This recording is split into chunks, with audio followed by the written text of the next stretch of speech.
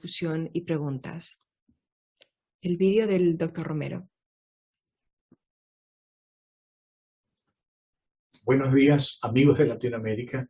Es un placer participar en esta simposio organizado por ISCOG para Latinoamérica.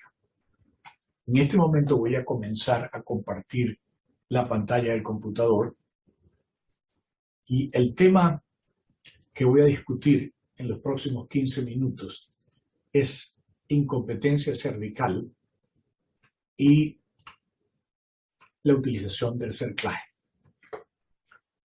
Quiero comenzar por ilustrar el cuello uterino y el canal endocervical, una estructura esencial para el mantenimiento del embarazo hasta término. Cuando hay borramiento o acortamiento del cuello y maduración prematura del cuello, lo que ocurre es que después del acortamiento las membranas se pueden prolapsar, llegar a la vagina y romper. Y esto predispone al aborto en el segundo trimestre o parto espontáneo temprano. La condición fue inicialmente descrita en 1865 y 300 años más tarde, Shirodkar, en India, propuso una técnica para tratar esta condición, que es el tipo de cerclaje que lleva su nombre, Shirodkar, donde se hace una colpotomía anterior y se aplica una sutura y se cierra la colpotomía. El segundo procedimiento fue introducido por Ian MacDonald en Melbourne, en Australia, propuesto en 1957 en 70 pacientes que tenían una historia de pérdida repetida en el segundo trimestre. Aquí no se hace una colpotomía, sino se aplica una sutura y se cierra sin necesidad de abrir la vagina. La historia de esta condición se puede dividir en antes de ultrasonido y después de ultrasonido. El diagnóstico antes de ultrasonido se hacía por un tacto o examen de especuloscopia. Ahora estamos en muchas mejores condiciones. Este es un scan transabdominal, la vejiga. Aquí se ve la pared anterior uterina. Este es el cuello, que por cierto no está cortado. El cuello es compliant y ha permitido el prolapso de las membranas en la vagina. La imagen correspondiente, transvaginal, es prolapso de las membranas y vemos la colocación de sludge, del líquido amniótico, en la bolsa de las aguas. Este es un caso extremo en que no solamente hay prolapso de la vagina, sino de la extremidad inferior del feto. Ese fue un caso que tuvimos aquí y que pudimos colocar un cerclaje y la paciente tuvo prolongación del embarazo. Este es el mismo caso para ilustrar la imagen desde la vagina. La condición que vamos a discutir primero es el tratamiento óptimo con un cerclaje de la paciente que se presenta con insuficiencia cervical aguda. Hay tres tipos de cerclaje: el cerclaje de emergencia o de rescate, el profiláctico y aquel que se coloca en una paciente que tiene un cuello corto detectado por ultrasonido. El primero es cerclaje de rescate. La paciente tiene prolapso de las membranas y dilatación del cuello y esta es la técnica quirúrgica. ¿Y cómo luce el cuello después de que se termina el cerclaje y se anuda la sutura? Nosotros administramos antibióticos profilácticamente porque hay evidencia que eso reduce la frecuencia de pérdida del embarazo. La evidencia científica que soporta que esta intervención es efectiva está basada en un randomized clinical trial publicado en 2003. Eran pacientes que tienen una longitud cervical de menos de 25 milímetros con síntomas de insuficiencia cervical como pérdida del tapón mucoso y presión vaginal, que se confirmó con una especuloscopia, y esto antes de las 27 semanas. En este estudio, los objetivos primarios eran reducción en parto prematuro antes de las 34 semanas o morbilidad compuesta neonatal. En el estudio se incluyeron pacientes con esta historia típica de insuficiencia cervical. Se les dio a todos los pacientes antibióticos, amoxicilina y ácido clavulínico y metronidazol y heparina de bajo peso molecular. Y los pacientes fueron divididos en dos grupos. Un grupo se le dio reposo en cama y un grupo que le dio cerclaje. Este, que es el grupo que tuvo cerclaje, la frecuencia de parto prematuro antes de las 34 semanas, el 53%. Pero todos los pacientes a que se los randomizó a reposo en cama tuvieron el parto antes de las 34 semanas. Esta es una diferencia que es significativa. Y esta es la mejor evidencia, un trial pequeño que apoya el uso de cerclaje en pacientes que presentan con una insuficiencia cervical aguda. El resultado neonatal también mucho mejor en el paciente que tuvo cerclaje, edad gestacional al nacimiento, también parto antes de las 33 semanas, morbilidad neonatal y sobrevida. No era diferencia entre los dos grupos. La conclusión de este estudio es que el cerclaje cervical es eficaz en reducir la tasa de parto prematuro en pacientes con insuficiencia cervical aguda y que todos los pacientes fueron tratados con antibióticos profilácticos, heparina de bajo peso molecular e indometacina, y la dosis fueron supositorios rectales de 100 miligramos cada 2 horas y 6 horas antes de colocar el cerclaje. Dos detalles que son importantes. Nosotros, antes de aplicar un cerclaje, siempre hacemos una amniocentesis para excluir la posibilidad de inflamación intraamniótica e infección, porque en el estudio inicial que hace muchos años, el 50% de los pacientes que se presentaban con una insuficiencia cervical tenían infección intraamniótica y todos esos casos perdieron el embarazo. Pero voy a retornar a ese tema al final de la conferencia.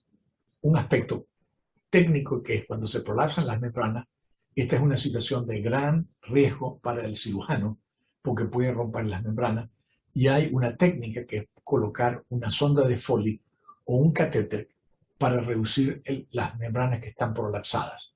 Y este es una solución de Corea, la utilización de este catéter para ayudar a reducir las membranas. Esta es la técnica ilustrada en un video. Se ala del cuello anterior, se coloca este catéter, se puede hacer con una sonda de Foley. Después se aplica la sutura y se saca el dispositivo antes de apretar el nudo. El segundo tipo de cerclaje es el cerclaje profiláctico.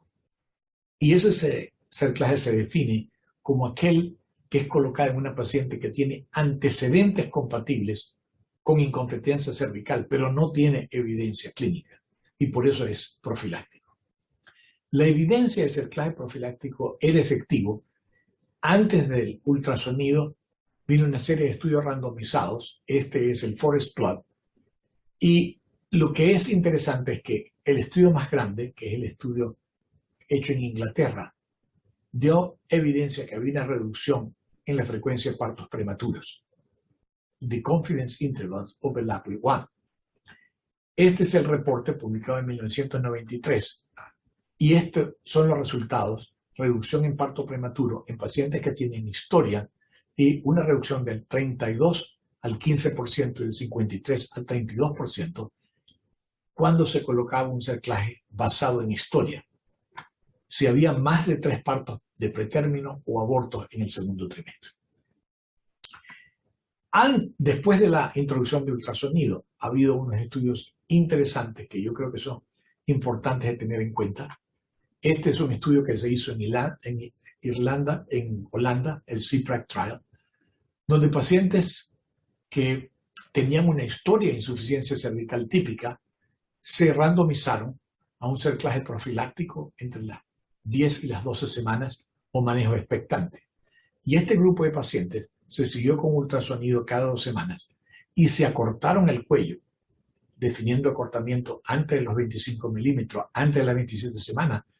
Se dividió en 2 grupos y se randomizaron a cerclaje o reposo en cama. Así que la primera randomización examina el efecto de cerclaje profiláctico.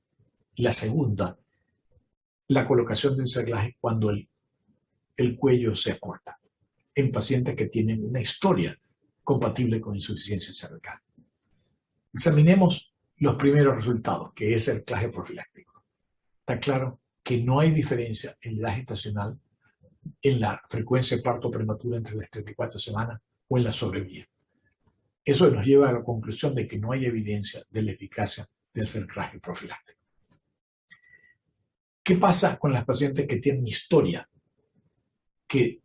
y el cuello se acorta mientras las observamos hasta las 27 semanas de gestación? Este es el CPRAC trial, la primera randomización, y hubo 44 pacientes que se les examinó cada 2 semanas o si tenían síntomas. Y cuando el paciente se acortó el cuello, fueron randomizadas a reposo en cama, el grupo control, o un cerclaje. ¿Y hay alguna diferencia entre los dos? El grupo que se le colocó un cerclaje tuvo un parto prematuro o la duración del embarazo era mayor, la frecuencia de parto prematuro también era significativamente menor, queriendo decir que el pronóstico del embarazo era mejor cuando se presentaba un cerclaje. Y esa es la evidencia de por qué no colocamos un cerclaje profiláctico, sino se puede observar a la paciente con ultrasonido cada semana o cada 2 semanas y colocar un cerclaje. ¿Qué hacer cuando una paciente se presenta con un cuello corto? Si la paciente tiene un cuello corto, sin una historia de parto prematuro, el tratamiento óptimo para ese paciente es progesterona vaginal en dosis que hemos discutido anteriormente. No tengo tiempo para descubrirlos hoy. ¿Qué pasa cuando la paciente tiene un cuello corto en el trimestre medio y tiene una historia de parto prematuro? Allí hay 2 intervenciones. Una es progesterona vaginal y la segunda es cerclaje. Y las 2 son igualmente efectivas. El estudio tal vez que ha controlado la literatura es este estudio, que es un metaanálisis de pacientes que tenían una historia de parto prematuro y un cuello de menos de 25 milímetros. Y hay, con la colocación de un cerclaje, una disminución de la frecuencia de parto prematuro antes de las 35 semanas y también de mortalidad y morbilidad perinatal compuesta o neonatal. Así que cerclaje es una intervención legítima en pacientes que tienen esa historia y el cuello corto, pero la pregunta es, ¿cómo lo comparamos con progesterona? Y Agustín Conde Agudelo y yo hemos hecho un estudio para ver cuál de estas 2 intervenciones son más efectivas. Este es el papel publicado en el American Journal of Obstetricia y Ginecología, haciendo un metaanálisis indirecto, y lo que está claro es que no hay diferencia entre las 2 intervenciones, indicando que progesterona vaginal y el cerclaje son igualmente efectivos para la prevención de parto prematuro y para mejorar resultados perinatales adversos en pacientes con cuello corto y antecedentes de parto prematuro. Naturalmente, el cerclaje requiere anestesia y un procedimiento quirúrgico, y por eso es que siempre comenzamos con progesterona vaginal, a menos que la paciente no quiera utilizar esa aproximación. Para terminar, 2 palabras acerca del uso antibiótico. Voy a comenzar con un caso clínico. Esta es una paciente que se nos presenta a nosotros con un cuello de 73 milímetros, un cuello corto, hay un funnel aquí. A esa paciente nosotros la manejamos haciéndole una amniocentesis a ver si hay infección. El 9% de las pacientes tiene, el 20% aproximadamente va a tener inflamación intraamniótica sin bacterias. El Gram stain, no hay bacterias, la glucosa 24, que es normal. Estos son los resultados normales. No hay glóbulos blancos, el cultivo negativo para bacterias, pero la interleuquina 6 está elevada. Como no hay bacteria, los médicos decidieron mandar a la paciente para la casa y la paciente regresa 2 semanas más tarde con el cuadro típico de insuficiencia cervical. Membranas prolapsadas, el orificio cervical externo abierto y las membranas en la vagina. Con ese cuadro hay 3 opciones: cerclaje, progesterona vaginal o antibióticos. Y nosotros no creemos que progesterona vaginal es una opción aquí. El tratamiento estándar es cerclaje, pero la paciente no quería tener un cerclaje. Así que nosotros le ofrecimos antibióticos. La combinación que le ofrecimos es cefalosporina, claritromicina y metronidazol en dosis que están ilustradas en la diapositiva y hemos discutido anteriormente. Cuando la paciente se admite con insuficiencia cervical, la C-reactive protein está elevada, le damos antibióticos y la C-reactive protein baja. Y lo más interesante es lo que pasa con el cuello.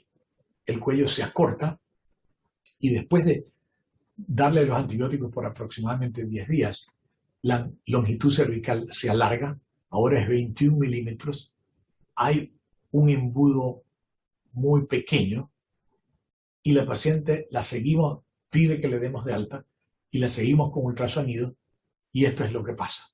El sludge que tenía antes la paciente desaparece y la paciente llega a las 36 semanas, tiene una niña con Apgar normales, no hay evidencia de inflamación. Y lo que esto indica es que esta paciente se presenta con insuficiencia cervical aguda, con una inflamación intramiótica, no tiene cerclaje, con antibióticos llega a las 36 semanas. Los detalles de este caso, que no tengo tiempo para describir, están en un video en el American Journal de Obstetricia y Ginecología con una documentación del caso. Y le pregunté si eso es posible. Y tenemos este papel publicado hace 2 años en el American Journal de OBGYN con el grupo de Corea y con Agustín, pacientes con embarazo único, con una dilatación cervical indolora entre las 16 y las 27 semanas, con membranas intactas, ausencia de contracciones, con infección o inflamación demostrada por amniocentesis. Les dimos antibióticos y lo seguimos con amniocentesis seriada. Hubo 22 pacientes. De esas 6 pacientes tuvieron el parto dentro de una semana, 16 no dieron a luz. Seguimos con amniocentesis a 12 pacientes y hubo una resolución de la infección intraamniótica en 9. Es decir, tratamiento exitoso definido como una reducción de la infección y parto después de las 34 semanas ocurrió en el 59% de los casos. Overall, esta aproximación es efectiva en el 75% de los casos y la tasa general de éxito, 59%. Nosotros pusimos cerclajes en esta paciente después del tratamiento antibiótico. La conclusión que es importante examinar la presencia de inflamación o infección y también tratar eso es posible con antibióticos. 1.000.000 de gracias, estoy encantado de responder preguntas acerca de esta conferencia.